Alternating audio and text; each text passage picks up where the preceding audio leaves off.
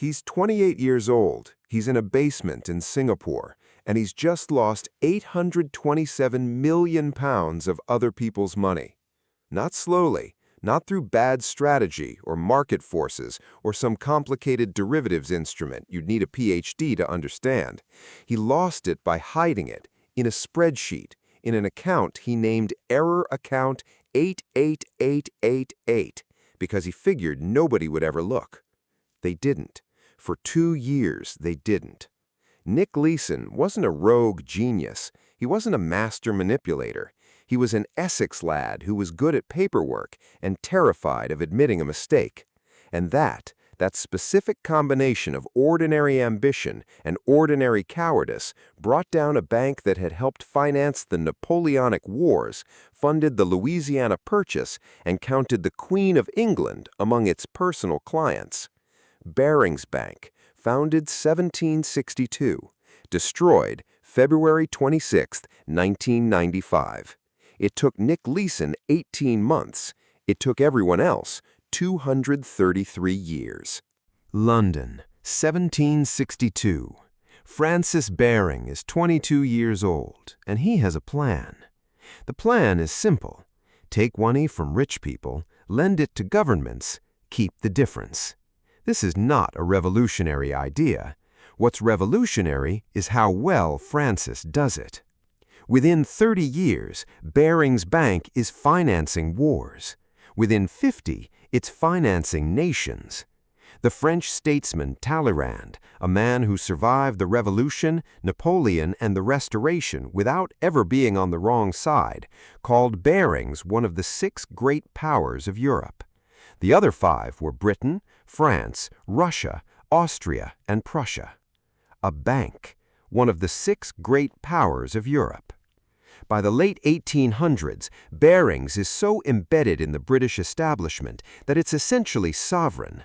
It holds accounts for the royal family. It sits in the City of London like old furniture nobody thinks to replace. Partners' sons become partners. Partners' sons' sons become partners.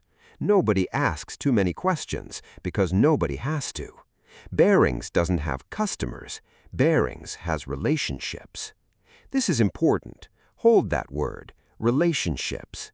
Because Barings' greatest strength, the thing that made it untouchable for 2 centuries, is exactly what makes it blind when it matters most. Nick Leeson grows up in Watford. His father is a plasterer. He goes to a comprehensive school. He gets 1 A-level. He does not look like the future destroyer of a 233-year-old merchant bank. He's 19. He gets a job as a clerk at Coutts, the private bank, then Morgan Stanley, then Barings, back office, settlements, the part of banking nobody glamorous wants to do, processing trades, reconciling accounts, chasing paperwork. It's unglamorous, repetitive work. Nick Leeson is exceptional at it. He had this incredible attention to detail, a former colleague would later say. He just got the back-office systems in a way that most people didn't bother to. In 1992, Barings sends him to Singapore to set up the back office for their new futures trading operation on the Singapore International Monetary Exchange, SIMEX. He's 25. He's managing a team. He's earning real money for the first time in his life. He loves it. And then, one of his traders makes a small mistake. It's July 1992. A member of Leeson's team, a new recruit named Kim Wong, sells contracts she doesn't own. It's a rookie error. The loss is £20,000. £20,000, a rounding error for Barings. A confession, a quick call to London, a write-off. Done. Nick Leeson doesn't make the call. He has a secret account number 88888, that he'd set up to handle genuine back-office errors. He puts Kim Wong's £20,000 loss in there instead. He'll cover it later. Prices will move. He'll make it back on some other trade, and nobody will ever know. This is the moment. This quiet, mundane decision made in a Singapore office by a 25-year-old who didn't want to admit a mistake. This is where it begins. He doesn't cover it. The losses grow, so he trades more. He doubles down. He bets on the Nikkei rising. The Nikkei falls. He hides the loss. He bets again. The losses grow larger. He hides those too. By the end of 1992, account 88888 holds £2 million in hidden losses. By the end of 1993, £23 million. By the end of 1994, £208 million. Nobody in London knows. Why would they? Nick runs both sides of the Singapore operation, the trading floor and the back office. He books the trades and he reconciles the trades. He signs off on both ends of the same transaction. This is a catastrophic structural failure that absolutely everyone at Barings missed, including the auditors. Here is the insane part. While Nick Leeson is hiding hundreds of millions in losses, Barings London believes he's generating enormous profits because he tells them so. The fake positions he creates to obscure the losses appear on paper as brilliant arbitrage trades, risk-free apparently, printing money effortlessly. In 1993, Barings reports that Nick Leeson's Singapore operation is responsible for roughly 10% of the firm's entire global profit. He gets a £130,000 bonus. In 1994, the reported figure is higher. London is delighted. Nobody asks the obvious question, the question any halfway curious risk manager should have asked the moment a 28-year-old in a Singapore basement appears to be generating impossible risk-free returns. The question is, how? When pressed, when anyone in London does occasionally ask for more detail, Leeson explains. The explanation is complicated. It involves Japanese-Singapore arbitrage pricing differentials and Nikkei futures spreads and cross-market timing windows. It's convincing because it's dense. It's dense because it's fake.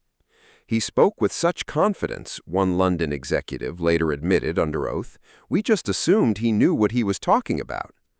This is the relationship culture. 2 centuries of partners trusting partners, of nobody asking hard questions because hard questions are vulgar, of gentlemen assuming other gentlemen are telling the truth because that's simply what one does. Nick Leeson is not a gentleman, but by 1994, Barings treats him like one. January 17, 1995, 5:46 a.m., Kobe, Japan. A 6.9 magnitude earthquake hits the city. 6,000 people die. Entire neighborhoods collapse. The damage is measured in the hundreds of billions of dollars. The Nikkei drops. This is very bad for Nick Leeson, who has bet heavily, increasingly desperately, that it would rise. A sensible person at this point closes the positions, absorbs the loss, faces the music. Nick Leeson doubles down. He buys more Nikkei futures, betting the market will recover. He buys more and more. By February 1995, he holds 61,000 futures contracts, 8% of the entire global futures market in Nikkei index positions. Barings London is wiring money to Singapore to fund the margin calls on these trades. They believe the money is going toward legitimate client positions. They send £742 million. They are sending good money after hidden losses they don't know exist. The Nikkei doesn't recover. It keeps falling. On February 23, 1995, Nick Leeson goes to work, sits at his desk, and signs a few documents. Then he writes a note. It says, "I'm sorry." He leaves it on his desk, and he walks out of the office. He doesn't take much. He goes to the airport with his wife. He buys a ticket to Kuala Lumpur. Back in London, Barings management are waiting for a call that doesn't come. By Monday morning, the Singapore operation has stopped reporting. The margin calls are going unanswered. Someone in London finally really looks at account 88888. The hidden losses are £827 million. Barings Bank's entire capital reserve is £440 million. The bank is insolvent, twice over. Emergency phone calls go out across the City of London on Sunday, February 26th. The Bank of England convenes a crisis meeting. Every major British bank sends representatives. The pitch is simple. Barings needs a rescue buyer. The assets are real. The history is real. Someone should step in. Nobody does. The losses are too large. The liabilities are too unclear. The senior partners stare at each other across a conference table and admit quietly that the Queen's Bank is gone. At 10 p.m. on Sunday, February 26, 1995, Barings Bank plc is declared insolvent. 233 years, one account, one decision made on a Tuesday afternoon in 1992 by a man who didn't want to make a phone call. Nick Leeson spends 10 days running Kuala Lumpur, Brunei, Frankfurt. He's arrested at Frankfurt Airport trying to board a flight back to London, which is the one destination nobody expected him to try. He fights extradition for 9 months from a German prison. He loses. Singapore gets him first.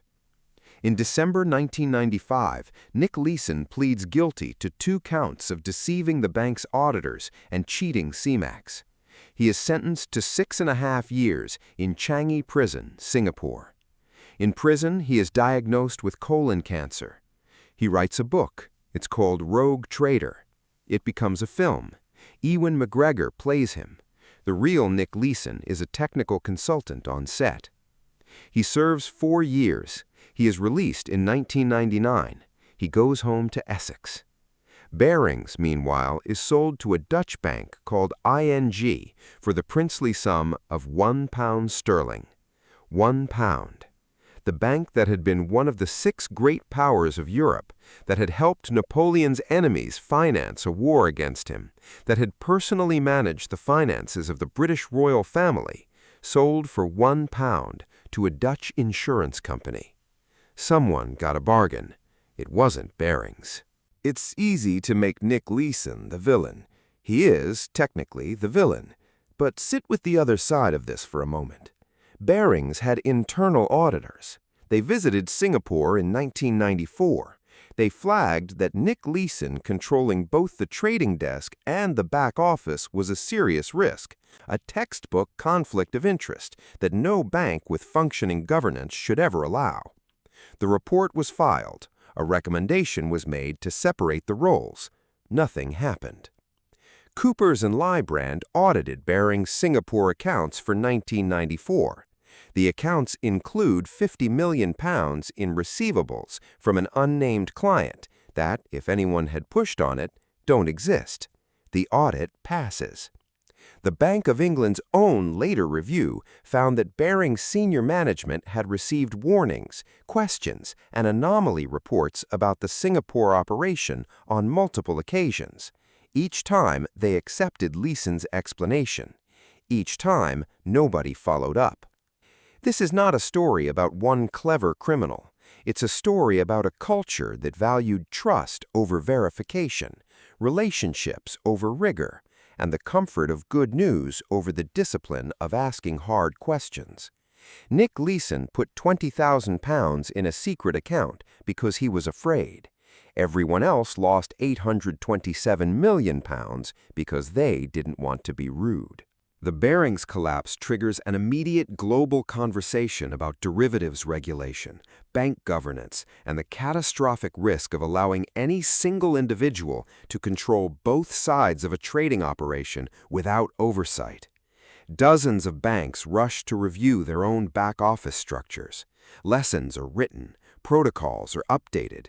The phrase rogue trader enters the financial vocabulary permanently. 8 years later, a French trader named Jérôme Cuvier will hide $4.9 billion in losses at Société Générale using almost exactly the same methods.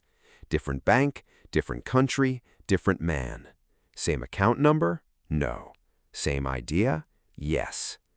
Nick Leeson today runs a podcast. He gives corporate speaking engagements on risk management and the psychology of hiding losses. He charges significant fees. The companies that hire him are presumably paying for the warning. Whether they're listening is, as always, someone else's job to verify. Nick Leeson lost $827 million, served 4 years in prison, beat cancer, and became a motivational speaker. Barings Bank served 233 years, survived the Napoleonic Wars, 2 World Wars, and the Great Depression, and sold for £1. The moral, as with most financial stories, depends entirely where you were sitting. Nick Leeson was sitting in a basement in Singapore, hoping nobody would look. For 2 years, they didn't.